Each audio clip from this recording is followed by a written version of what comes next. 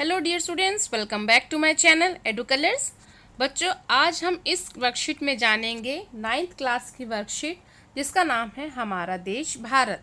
ये पार्ट 1 है और ये आपको 13 जुलाई को मिलेगी और ये वर्कशीट नंबर 3 है जो आपको करनी है।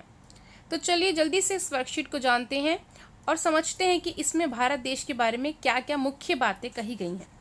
देखिए, यहाँ पर आप सबसे पहले भारत का नक्शा देखेंगे। ठीक है, हम सब जानते हैं भारत का नक्शा है। आप देखेंगे कि भारत के नक्शे में ये 3 ओर से पानी से घिरा हुआ है, अरब सागर, हिंद महासागर और बंगाल की खाड़ी, जिसकी वजह से इसको एक प्रायद्वीप बोलते हैं। और इसका जो उत्तरी हिस्सा है ये वाला, ये भूमि के रास्ते से यहाँ पर विभिन्न देशों से जुड़ा हुआ है। ठीक है, ये आपको दिख रहा है।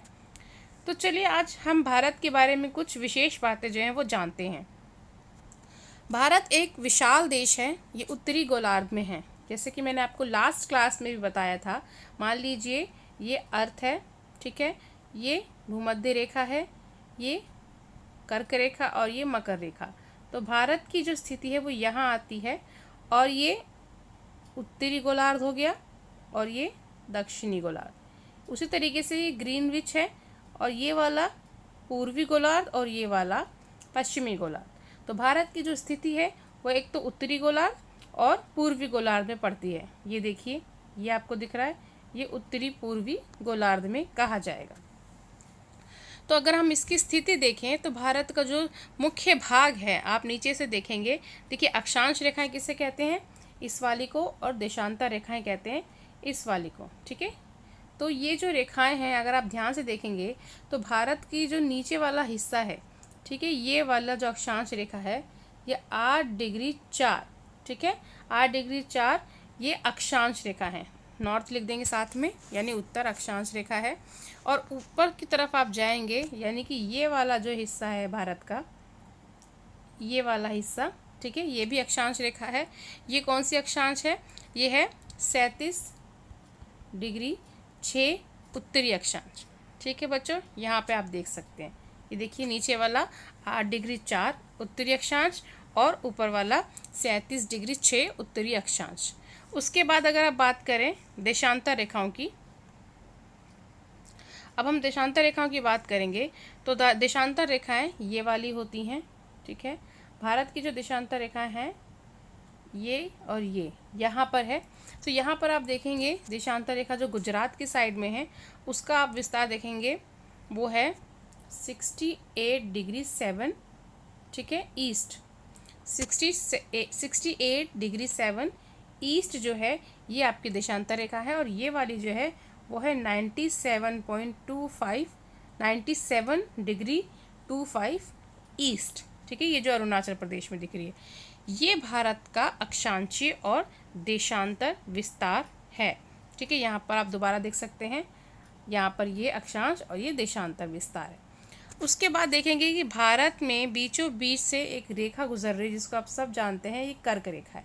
ठीक है, 8 राज्यों से गुजर रही है। कौन कौन से राज्य हैं, मिजोरम, त्रिपुरा, पश्चिम बंगाल, उसके बाद झारखंड, छत्तीसगढ़, मध्य प्रदेश, राजस्थान और गुजरात। ये 8 राज्यों से होकर हमारी जो ये कर्क रेखा है बिल्कुल भारत को बीचों बीच 2 भागों में बांटती है।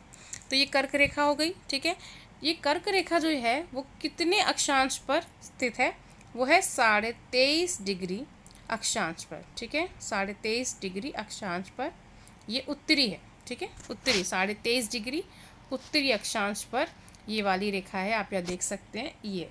ठीक है, 23.5 डिग्री उत्तरी अक्षांश। ओके, चलिए अब आगे बढ़ते हैं।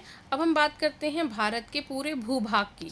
ये पूरा, ये जो पूरा आपको दिख रहा है, ये बाउंड्री से लेकर ये पूरा नीचे से ये जो पूरा हिस्सा है भारत का भूभाग, ठीक है, कितना है, तो ये है 32.8 लाख वर्ग किलोमीटर। ठीक है, 32.8 लाख वर्ग किलोमीटर है भारत का पूरा जो लैंड एरिया है, पूरा उसकी बात हो रही है। ठीक है, और ये विश्व का तकरीबन 2.4% है, यानी कि तकरीबन 2.5 से भी कम, यानी कि पूरे विश्व में जितनी भूमि है यानी 2.5% हिस्सा, 2.5 से कम यानी 2.4 की बात हो रही है, तो उतना हिस्सा भारत के पास है। ठीक है, और पूरा क्षेत्रफल कितना है, 32.8 लाख वर्ग किलोमीटर। भारत का अक्षांश और देशांतर विस्तार आप देखेंगे 30 डिग्री है। मैंने अपनी लास्ट क्लास में भी आपको बताया है कि अरुणाचल प्रदेश और गुजरात के बीच में 30 डिग्री का फ़र्क होता है, और 1 डिग्री अगर आप देशांतर रेखा बढ़ते हैं तो उसको 4 मिनट में आप पूरा करते हैं। तो अगर हम 30 डिग्री की बात करेंगे तो 30 गुना 4 यानी कि 120 मिनट, ठीक है। और 120 मिनट को आप घंटों में बदलेंगे तो ये होता है 2 घंटे, ठीक है। इसीलिए अरुणाचल प्रदेश का जो समय है और गुजरात का समय है उसके बीच में 2 घंटे का फ़र्क हमें देखने को मिलता है। क्लियर है बच्चों? ठीक है, अब हम बढ़ते हैं आगे की ओर। अब हम यहाँ जानेंगे, देखिए यहाँ पर आप देखिए, यहाँ पर आप कश्मीर देखेंगे, ठीक है। अब जो ये हिस्सा वो मतलब लेह में आता है, और ये वाला हिस्सा कन्याकुमारी, ठीक है, नीचे वाला हिस्सा कन्याकुमारी। तो यहाँ में दिन और रात में और यहाँ के दिन और रात में हमें फ़र्क क्यों दिखता है? एक बात मैं आपको बताती हूँ, समझाती हूँ, ध्यान से सुनिएगा। जैसे मान लीजिए ये अर्थ है और ये भूमध्य रेखा है, ये कर्क रेखा है और ये मकर रेखा है।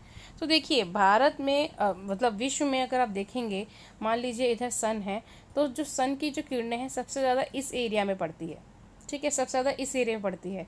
और भारत की स्थिति कहाँ है? भारत ये है। तो भारत जो है आधा जो है वो उस एरिया में पड़ता है जहाँ पर ज़्यादा गर्मी है, और आधा ऊपरी हिस्सा जो भारत का है यानी कि कर्क रेखा से ऊपरी हिस्सा जो है वो पड़ता है थोड़ा ठंडा प्रदेश, ठीक है। थोड़ा यहाँ पर मतलब आप और ऊपर जाएंगे तो आपको और ठंडा, कश्मीर, हिमाचल, उत्तराखंड, यहाँ पर आपको और ठंडा एरिया देखने को मिलेगा, ठीक है। तो दो अलग तरह के यहाँ पे तापमान आपको देखने को मिलते हैं भारत में। नीचे की ओर में थोड़ी ज़्यादा गर्मी और भारत के उत्तरी क्षेत्र में आपको थोड़ा ठीक मौसम देखने को मिलता है। तो जो ये वाला हिस्सा है यानी कि जो आपका कन्याकुमारी है वो आपके इस वाले हिस्से में आ रहा है, ठीक है, यहाँ आ रहा है क्योंकि वो भूमध्य रेखा के पास है। तो जितना भूमध्य रेखा के पास होंगे तो सूर्य की किरणें जो है वो डायरेक्ट पड़ती हैं, तो यहाँ पर जो है दिन और रात में काफ़ी मतलब जो दिन होते हैं वो बड़े होते हैं, ठीक है, और हीट भी यहाँ पर ज़्यादा मिलती है। उसी के मुकाबले जब आप यहाँ की तरफ सूर्य की किरणें जो इस वाले एरिया में वो तिरछी पड़ती हैं, यानी भारत के इस वाले हिस्से में जो सूर्य की किरणें हैं वो तिरछी पड़ती हैं, जिसकी वजह से यहाँ के दिन रात में भी हमें फ़र्क देखने को मिलता है, ठीक है। यहाँ पर आपको गर्मी, यहाँ पर थोड़ा सा ठंडा मौसम देखने को मिलता है। यहाँ पर उच्च तापमान, उच्च एक तरह से सूरज आपको बिल्कुल सर के ऊपर ऐसे दिखेगा, और यहाँ पे थोड़ा तिरछा यानी कि मौसम उतना गर्म नहीं होता है। तो इसलिए भी हमें यहाँ पर कश्मीर और कन्याकुमारी के मौसम में दिन रात में थोड़ा फ़र्क देखने को मिलता है। आई होप आपको ये चीज़ें मेरी क्लियर हो गई होंगी। अगर आपको क्लियर हो गई है तो चलते हैं हम अपने प्रश्नों की ओर। पहला प्रश्न है हमारा, 82 डिग्री 30 पूर्व देशांतर को भारत की मानक यामोत्तर रेखा क्यों माना गया है? क्यों माना गया है इसके बारे में हम बात करते हैं। तो देखिए जो यामोत्तर रेखा वाला जो प्रश्न है उसका उत्तर है, साधारणतः देश के मध्य भाग से गुजरने वाले देशांतर रेखा पर स्थानीय समय को पूरे देश का मानक समय माना जाता है। भारत में इलाहाबाद के नैनी के समीप से गुजरने वाली 82 डिग्री 30 पूर्वी देशांतर के स्थानीय समय को ही भारत का मानक समय माना जाता है, ठीक है बच्चों। अब अगला प्रश्न है, कन्याकुमारी और कश्मीर में दिन रात की अवधि में अंतर क्यों होता है? तो इसका उत्तर है, कन्याकुमारी भूमध्य रेखा के नज़दीक स्थित है जहां वर्ष भर सूर्य सिर के ऊपर चमकता रहता है, जिससे दिन और रात का अंतराल लगभग बराबर रहता है। जबकि भूमध्य रेखा से दूर होने के कारण कश्मीर में दिन और रात का अंतराल जो है वो बहुत अधिक दिखाई नहीं देता, जिससे मतलब दिन और रात का जो अंतराल है उसमें ज़्यादा अधिक अंतर दिखाई देता है। लेकिन जो कन्याकुमारी है वो भूमध्य रेखा के बहुत पास है, जिसकी वजह से दिन और रात का जो अंतर है वो बिल्कुल लगभग एक समान दिखाई देता है। जबकि कश्मीर का जो दिन और रात का अंतर है उसमें हमें गैप देखने को मिलता है क्योंकि वो भूमध्य रेखा से दूर है। अब हमारा अगला प्रश्न है कि सूर्योदय जो है अरुणाचल प्रदेश में पहले और गुजरात में बाद में होता है, यानी कि इन दोनों के टाइम में 2 घंटे का फ़र्क है। जबकि दोनों राज्यों में घड़ी में एक ही टाइम हो रहा, मतलब हमने एक ही टाइम माना है।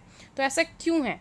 तो इसका उत्तर भी बहुत सरल है। आप यहाँ आएंगे, आप देखेंगे कि भारत के अक्षांश और देशांतर का जो विस्तार है लगभग 30 डिग्री है, ठीक है। परंतु फिर भी पूर्व पश्चिम अगर आप देखेंगे तो पूर्व पश्चिम का विस्तार उत्तर दक्षिण के विस्तार की अपेक्षा कम प्रतीत होता है। अतः गुजरात से अरुणाचल प्रदेश के स्थानीय समय में 2 घंटे का अंतर हमें देखने को मिलता है। इस वजह से, क्योंकि 30 डिग्री का जो हमारा जो देशांतर विस्तार है, दोनों के बीच में 30 डिग्री का फ़र्क है, जिसकी वजह से दोनों के बीच में 2 घंटे का फ़र्क हमें देखने को मिलता है। ठीक है, अब अगला प्रश्न है हमारा, ऑप्शन वाले हैं, कर्क रेखा किस राज्य से नहीं गुजरती है? तो कर्क रेखा अगर आप देखेंगे भारत के मानचित्र को ध्यान से, तो आप पाएंगे कि कर्क रेखा राजस्थान से, छत्तीसगढ़ से और त्रिपुरा, ठीक है, इन तीनों राज्यों से गुजरती है, लेकिन उड़ीसा से नहीं गुजरती। क्यों नहीं गुजरती? क्योंकि उड़ीसा जो है वो, जैसे मान लीजिए ये कर्क रेखा है, उड़ीसा जो है वो इस साइड पड़ता है, इसलिए कर्क रेखा उड़ीसा पे नहीं गुजरती। तो आपका आंसर क्या हो गया? उड़ीसा। दूसरा प्रश्न हो गया आपका, भारत का सबसे पूर्वी देशांतर कौन सा है? तो वो है क, यानी कि 97 डिग्री 25 ईस्ट। ये देखिए, ये है आपका भारत का सबसे पूर्वी देशांतर। ठीक है, 97 डिग्री 25 ईस्ट ये आपका देशांतर है। अगला क्वेश्चन है हमारा, अपने राज्य का विस्तार, अक्षांश और देशांतर में ज्ञात कीजिए। देखिए, आपके राज्य में, यानी कि आप जिस जगह हैं उसका अक्षांश और देशांतर रेखा क्या है वो आपको पता करना है। ठीक है, क्योंकि सब कोई अलग अलग जगह रहते हैं, तो सबको अपने एरिया का पता होना चाहिए। तो इस तरह से यहाँ पर आपकी जो वर्कशीट है बच्चों वो कंप्लीट होती है। आई होप आपको ये वर्कशीट समझ में आ गई होगी। अगर आपको अच्छी लगी ये वर्कशीट तो आगे से अपने फ्रेंड्स में शेयर कीजिए। मेरे चैनल एडू कलर्स को सब्सक्राइब करें। वीडियो देखने के लिए बच्चों थैंक यू सो मच।